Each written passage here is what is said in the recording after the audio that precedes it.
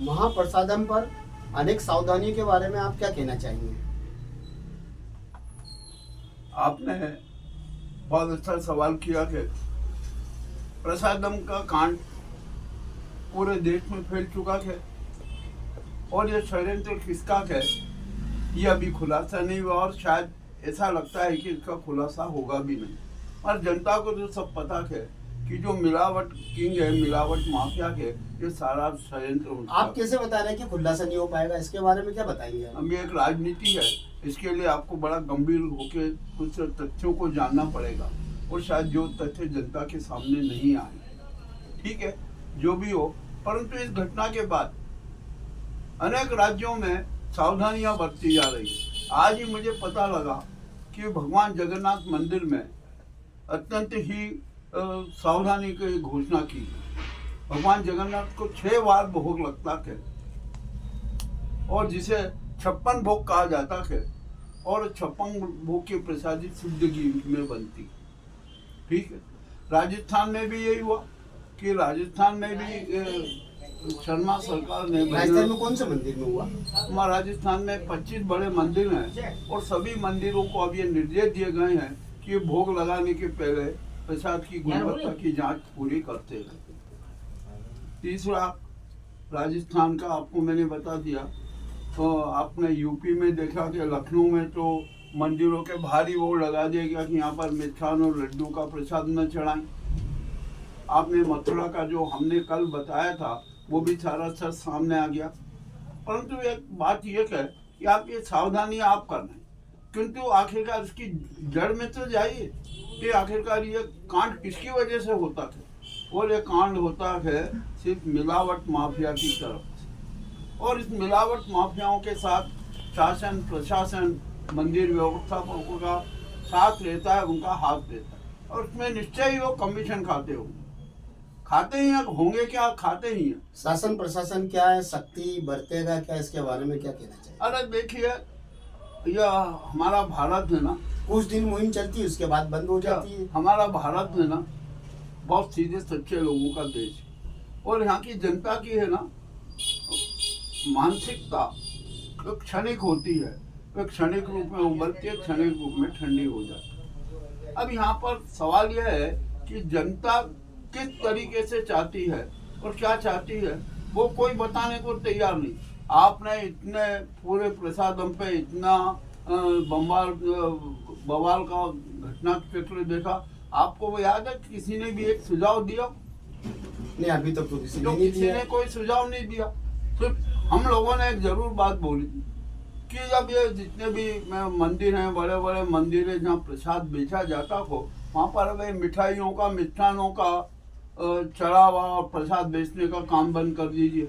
अब भगवान तो भूखे रह नहीं सकते, उनको भोग तो लगना ही है, उनको लगाना चाहिए। तो हमारे गर्ग जी हैं, आप हैं और भी अन्य लोगों ने एक बड़ा अच्छा सुझाव दिया और सुझाव दिया कि अब भगवान को भोग है ना ड्राई फ्रूट का भोग लगाया जाए। देखिए, उज्जैन के अंदर एको रुद्र नीम करोरी सामाजिक कल्याण संस्था हर साल महाकालेश्वर की शाही सवारी पे मेवा मिष्ठान का ही वितरण प्रसाद करती है। उसको देखते हुए मंदिरों को भी उसका ध्यान रखते हुए अपन को मेवा मिष्ठान का प्रसाद देना चाहिए। आप जो सोचते हो वो अपने ढंग से करें, परंतु जो मंदिर के व्यवस्थापक बैठे हुए हैं उनको तो करोड़ों की कमाई से सरोकार है, उनको तो अपने कमीशन से सरोकार है, उनको तो अपने धनखोरी से सरोकार है। तो वो वैसी क्यों योजना लागू करेंगे?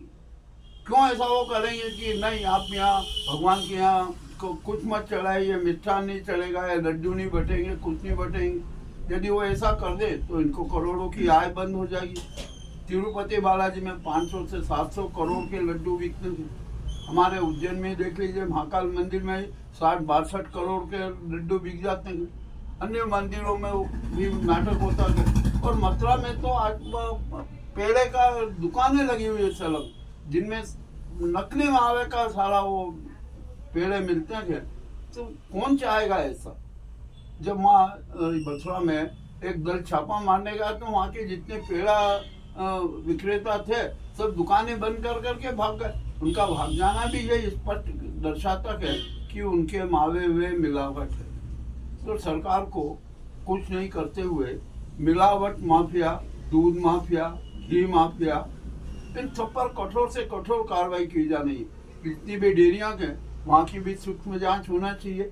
कल हमने आपको बताया था कि हमारे यहाँ सांची का है, सांची का घी से महाकाल के लड्डू बनते हैं, पर मुझे जब पता लगा कि सांची तो गाय का दूध बहुत कम खरीदती है, नाम मात्रा में खरीदती है, और जो घी उत्पन्न करती है वो उतना अधिक होता है कि गाय का दूध तो उस मामले में कुछ लगता ही नहीं है।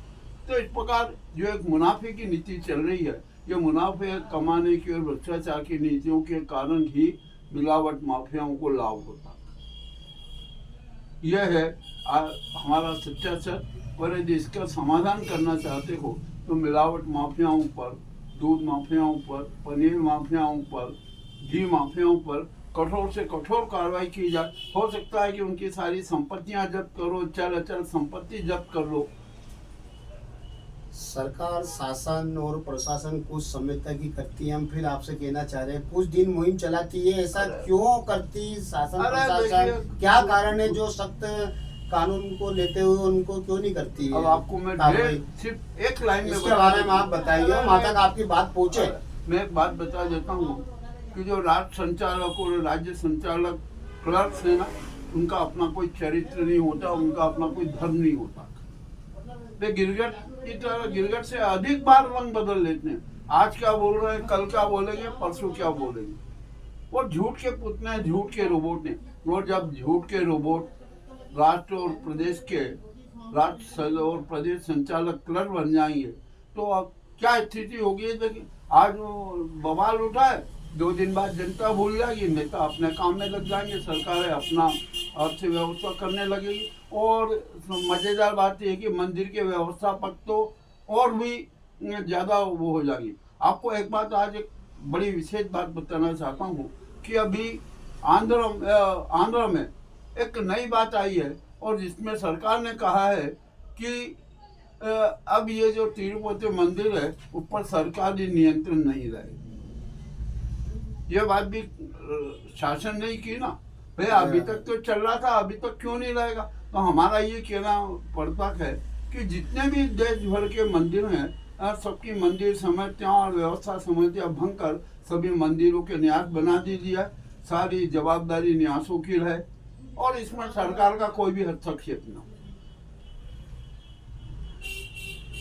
ठीक है सर साहब? आपका नाम? आपका नाम? केसी यादव।